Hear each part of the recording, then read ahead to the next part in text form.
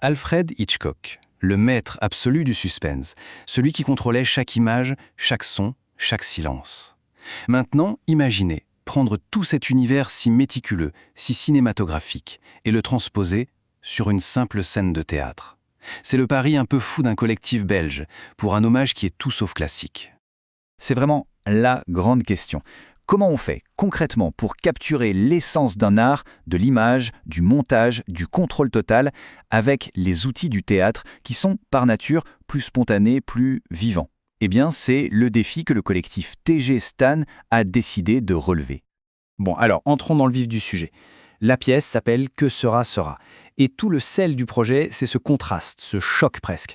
D'un côté, on a Hitchcock, l'obsessionnel du contrôle, et de l'autre, le collectif TG Stan, connu pour son style quasi anarchique, où l'imprévu est roi. Forcément, ça promet. Il ne faut pas s'attendre à une biographie bien sage du début à la fin. Non, non. Les critiques parlent vraiment d'une déconstruction, d'un puzzle qu'on assemble sous nos yeux. Pièce par pièce, on découvre un portrait beaucoup plus nuancé, plus complexe de l'homme Hitchcock et de son œuvre. D'accord, mais d'où viennent les pièces de ce puzzle? Eh bien, la matière première de tout le spectacle, c'est un livre, qui est en lui-même une véritable légende du cinéma.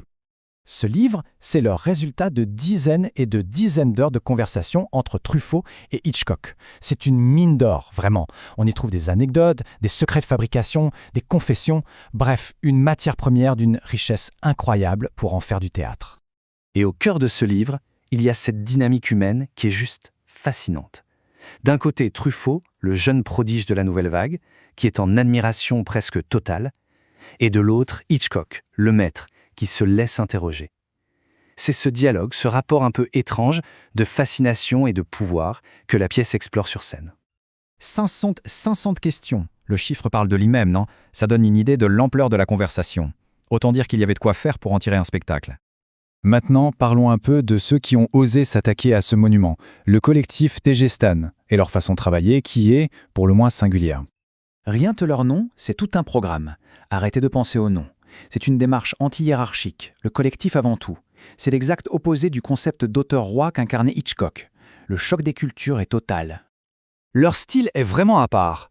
Sur scène, ça a l'air complètement improvisé, mais en réalité, le texte est là, bien présent. Les acteurs s'adressent directement au public, ils ne jouent pas un rôle, ils sont sur scène.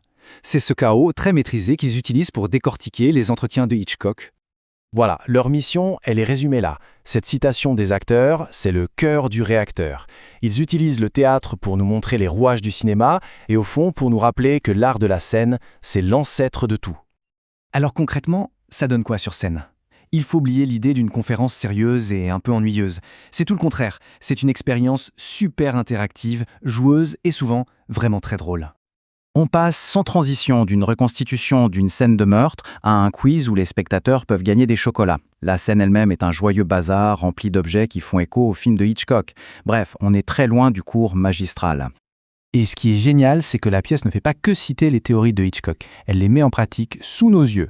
Pour expliquer la fameuse différence entre suspense et surprise, les acteurs utilisent des gags et il y a même une fausse bombe qui peut exploser à n'importe quel moment.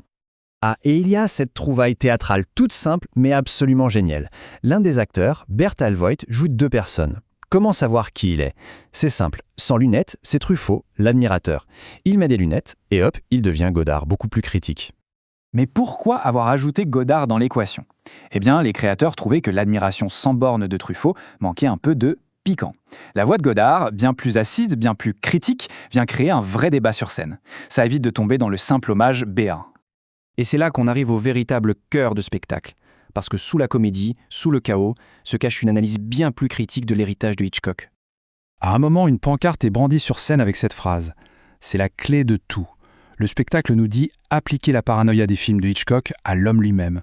Ne croyez rien sur parole. Tout est suspect. » Et le spectacle ne mâche pas ses mots. Il aborde de front les facettes les plus sombres du personnage. Sa fameuse phrase sur les acteurs, traités comme du bétail, son rapport aux femmes, sa misogynie, sa vision du désir, rien n'est mis sous le tapis.